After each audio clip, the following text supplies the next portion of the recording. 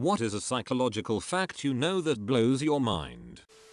You can implant memories. If you tell someone, say a friend you were at a party with years ago, that another friend was there and got hammered and made a jackass of himself, adding details of course, the first friend may not recall, because it didn't happen. Bring this up again a few months later and that first friend will now remember it, because he's remembering the last time you said it. I tried this once. It took some thinking about the situation and players, but damn, it worked. Smelling good can cause someone to find you attractive. You can ask people for small favors like handing the salt or sharing a piece of gum. The person will start feeling like they like you to explain them doing favors for you. Someone has gone through open heart surgery without anesthesia because self-hypnosis when practiced to the extreme can significantly alter pain sensitivity. The brain reacts to emotional pain the same way it does to physical pain. Your brain is literally two brains working together. Like for example you are in one half of the brain, the one that can talk. For example, if you cut the corpus callosum, the thingy thongy longy shalongy that connects your brain halves together, you will have a problem. Because there will be another person inside of you arguing with you internally all the time. For example, let's say there are a magical blue and a magical red Snickers bar. You might want the blue one, but as you reach for it, your other hand will slap your hand and will try to reach the other Snickers bar. Your perception of color depends on the background. The brain is the only organ that named itself. That only 5% of our cognitive activity is conscious and the rest is unconscious. And that there are things we simultaneously know but don't know because they are unconscious. Memories. Every time you think of a memory, you bring it to your frontal lobe and it changes a little each time to be stored again. It would be fascinating to be able to compare the real memory with the memory that has been thought of and changed many times. The right side of the brain might have its own conscious. It's just a theory but it could be true since there have been some tests that show it. The existence and repercussions of cognitive dissonance, and that narcissists use cognitive dissonance to fracture their victims' psyches. While often extremely abusive and able to wreck lives, most narcissists develop personality disorders from a severe trauma or event in their lives, usually between the ages of 6 and 10. Their brains cannot cope with this and they use narcissistic behaviors to help. Also, narcissists' brains can actually rewrite memories of events to cope with their trauma. This is why they can swear till they are blue in the face that their version of events are right. Narcissist personality disorder is fascinating. We really don't know how many psychopaths are out there, because they can be anywhere. Not even estimations are that you can always see your nose but your mind blocks it out. If somebody consistently looks at you when they laugh or finds something comforting, they're into you. If someone else makes you a sandwich it'll taste better.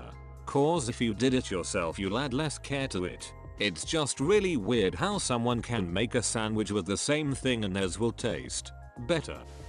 Gaslighting is the most common but most manipulative and dangerous form of control. It's heavily disregarded, but it does an unbearable and irreversible damage.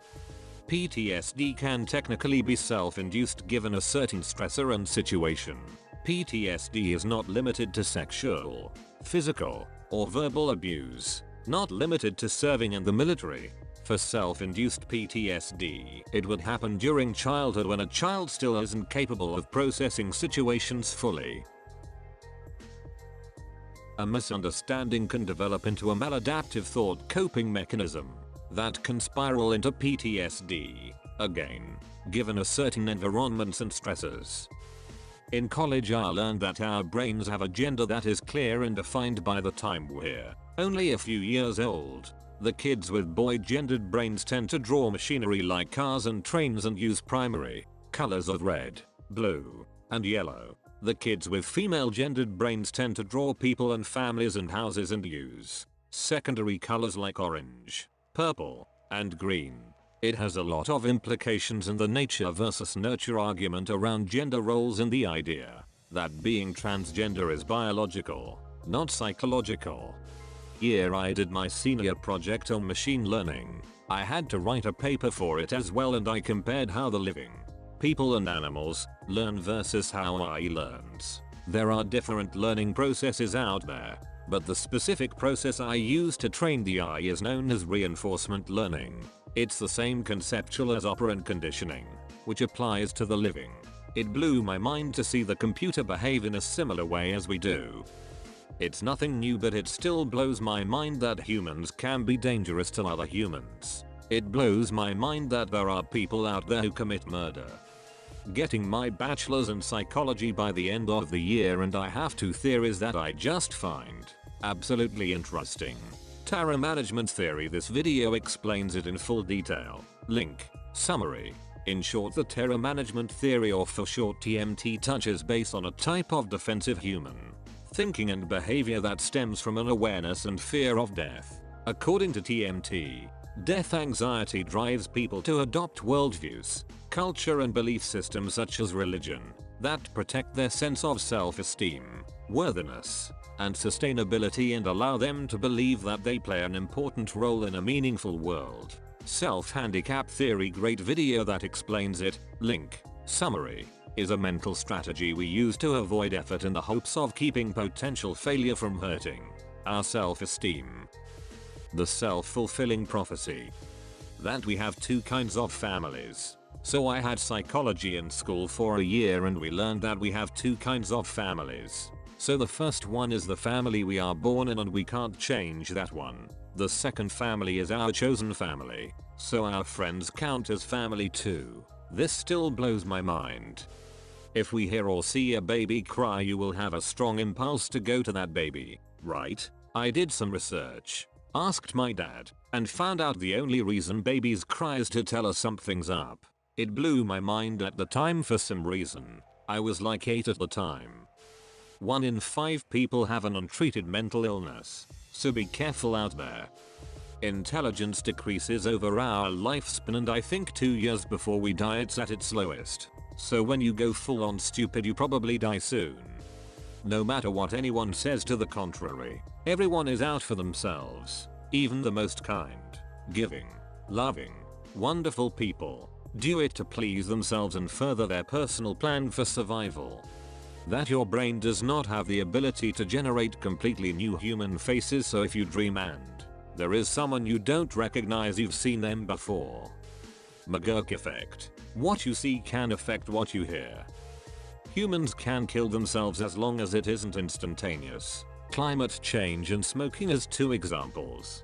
Both of those could lead to our eventual demise. However, we tend not to make enough effort to stop it immediately. It's like if you put a frog in a pot of boiling water, it will jump out to save itself. However, if you put the frog in a pot of water that's slowly heating to its boiling point, the frog will sit in the boiling water until it dies, completely unaware. It's a frightening thought, but there are some people who can fight this instinct by acknowledging things and taking initiative to stop them. It's called willpower. Brain syndrome. The procedure that causes the syndrome is called the corpus callosotomy.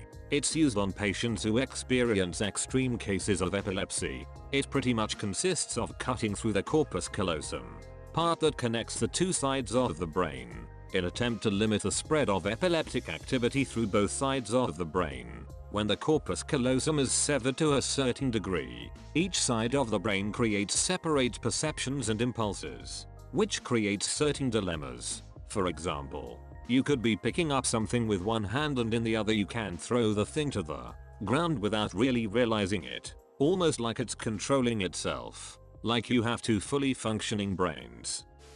The majority of Freudian psychology. That guy was such a bizarre lunatic, but he got a lot right. Such as people unconsciously staying in dysfunctional situations because the familiar is comforting, or people picking partners who resemble their parents, etc. Psychological studies have little scientific merit, yet we are psychologically predisposed to still believe them as scientific truth. Psychologists and researchers know this, yet they continue to churn out the same BS. Therefore, most psychology researchers and experts in the field do not have our best interests at heart, My genius IQ puts me on the borderline of a psychopath. That's how much of a fine lit is.